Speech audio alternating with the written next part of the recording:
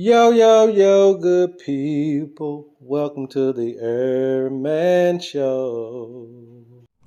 Yo, yo, yo, good people. It's your homie HerbMan, and you back upside the head with another hot banger boogie. Hey, look, go tell somebody your homie HerbMan is on, and I am your resident herbalist. All right, guys. So, hey, I enjoy and appreciate all of the guys who have been with us from day one, and I also want to say welcome to those that are new. Go ahead and hit that logo right at the bottom of your screen right there, and hit that notification bell so that you never miss what we're bringing to the world. All right. So, all of us have heard about heat, and how heat can really be valuable when we're dealing with certain springs and swellings and all these different things that we have used heat for throughout the years. Thousands of years we've been using heat. So a lot of us are familiar with some of the healing properties of heat.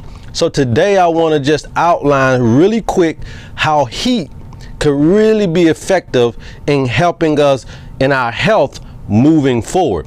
So today we're talking about heat and health. Now this is going to be very important, especially because we're dealing with the pandemic, that we're going to really need some of this information, really useful information. Okay, so again, historically heat has always been utilized for pain relief. If you got some knots in your back, you got joint pain, things of that nature, we've really been using heat for that type of stuff. Now I know you guys don't know a lot about the nanotechnology, the nanoparticles and all of that type of stuff, but it really was created so that it could be very pinpointed when it's in your body, and it goes straight to the cancer, and then with the help of heat it destroys the cancer.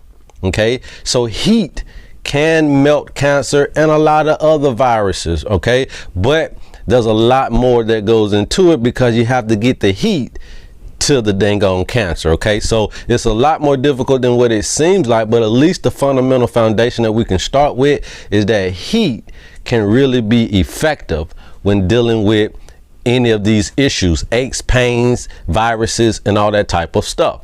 Now, what is our bodies trying to do in the summer times or when it's heat?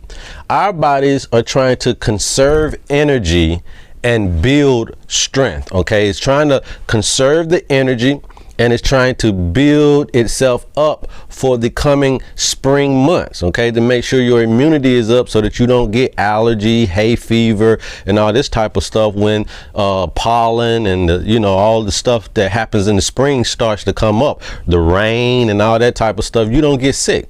So in the winter months you should be building up yourself. Okay, now historically, if you're in regions that did not have any vegetation during the winter, then you would eat a high protein diet throughout the winter season so that you can make it through the winter. So now in other regions where you did have some type of vegetation that grew in the winter, then you could eat that vegetation. You could eat those fruits that were winter season fruits, winter season vegetables. Okay, but what's important is that you're eating things that keeps the body warm, keeps the heat in the body, because remember, your body is trying to conserve energy during the winter months. Our bodies change with the seasons. Okay, it knows and understands the seasons. It can tell when it gets cold outside, it can tell when it's spring, it can tell when it's fall, and it can tell when it's winter, and it can tell when it's summertime. So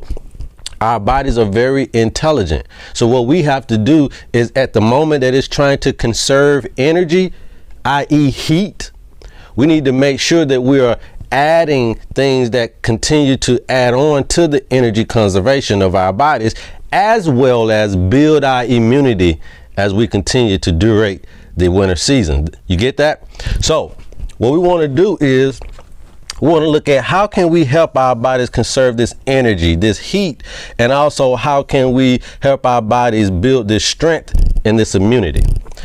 Well, you got to look at the foods that you're eating. During the winter months, you really, really want to concentrate on hot potency foods.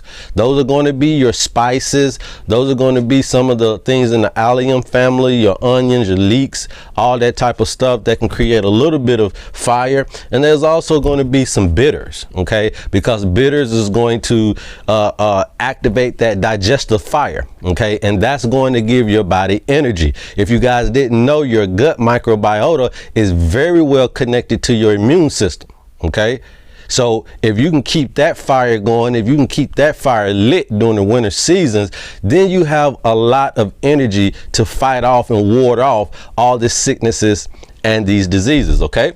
So foods during the winter are going to be spices and bitters, all right? And this is going to provide the warming sensation in the body. This is going to heat up the body, and this is going to keep the gastric juices in your digestive tract burning, okay? The bitters are going to do that. Now, when we're talking about our drinks, I know a lot of people like ice cold water, but it's not very smart to do that during the winter seasons. You want to keep as much cold out of your body as you possibly can, you guys, okay? Because what cold does with cold, obviously, is it can stagnate, right? If you're drinking cold water and your body's dropping temperature, you're out here in the cold, it can start stagnation, you know, all this type of stuff. So you don't want stagnation, you want circulation. You don't want constriction, right? You want to open up and allow as much blood, as much oxygen, as much nutrients to go through the areas of your body that is needed, so you can continue to make sure that you're regenerating your cells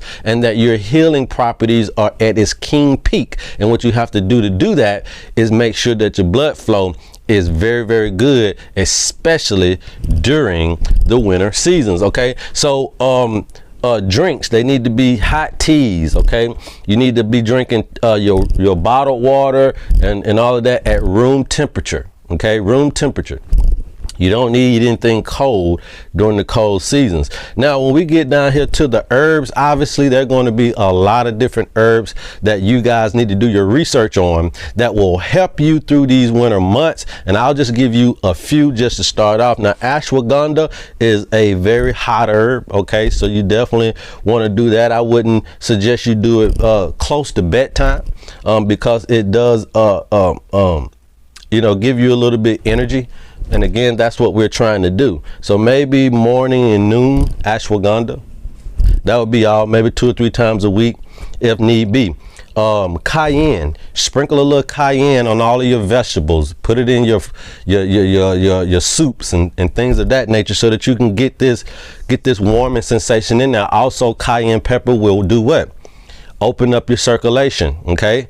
Open up your circulation and allow oxygen and nutrients to get to these places that it may not have been getting to previously, okay?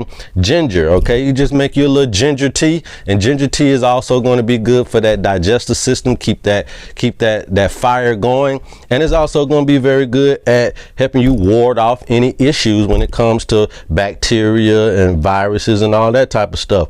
Turmeric is going to be excelente, okay? Excelente in helping you keep that fire, keep that hotness inside, okay? It's going to be very beneficial for you guys to get your hands on turmeric, okay? And just keep these things in your medicinal cabinet, especially during this particular time. Turmeric is a very good anti-inflammatory. So if you have an inflammation in the digestive tract, in your lungs, whatever the case may be, turmeric is going to get there and do its thing, okay? So you definitely want to add this.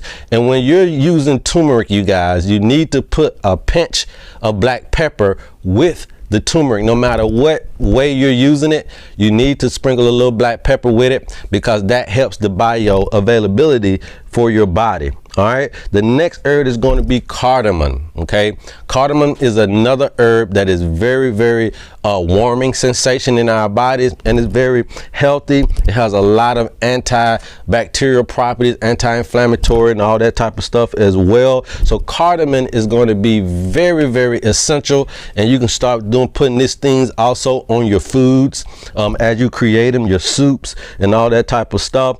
And then we already know about the cinnamon. Cinnamon is going to be very good. It's very flavorful, very sweet tasting. If you guys are diabetics or having any any kind of blood sugar things, you may want to be careful with cinnamon, but you can still utilize it. You just need to figure out how you can utilize it. But cinnamon has that warming sensation, and it's also going to be very, very beneficial for circulation, for keeping all the airways open. And again, the secret in the sauce is keeping your circulation open, okay?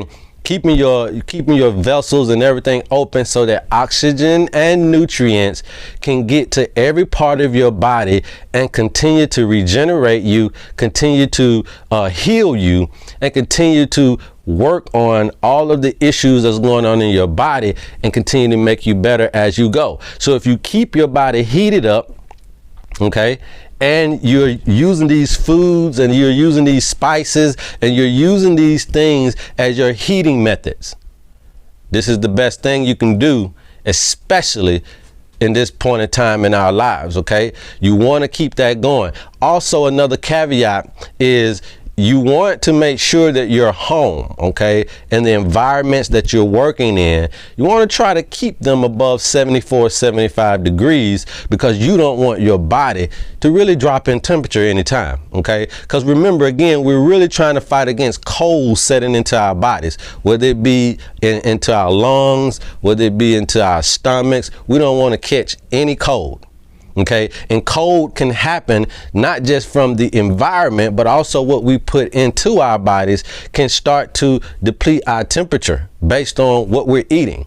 Okay, so it's not a great time for cold foods at all, especially during the winter season. So you want to make sure that you're incorporating these particular types of foods and spices, this way of drinking your liquids, and you want to incorporate these herbs in your foods. Again, you can do a ginger tea. You sprinkle cayenne on your foods. You can do an ashwagandha tea. You can do a turmeric paste.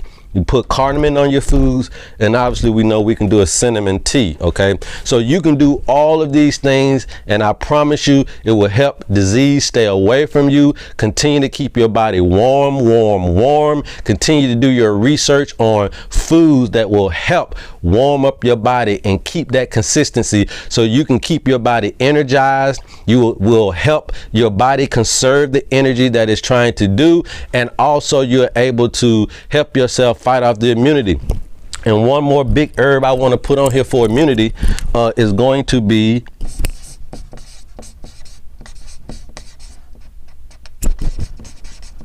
astragalus, okay?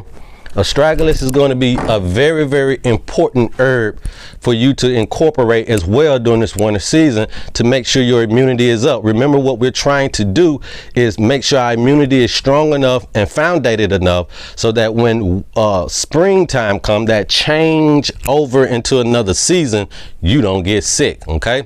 So that's what we're trying to do right here, man. I wanted to not make this video long. I definitely wanted to make it strong. I love you guys, and it's absolutely nothing you can do about it. Go tell somebody to go tell somebody your homie HerbMan was on. And until next time, love HerbMan. Yo, yo, yo, good people. Welcome to the HerbMan Show.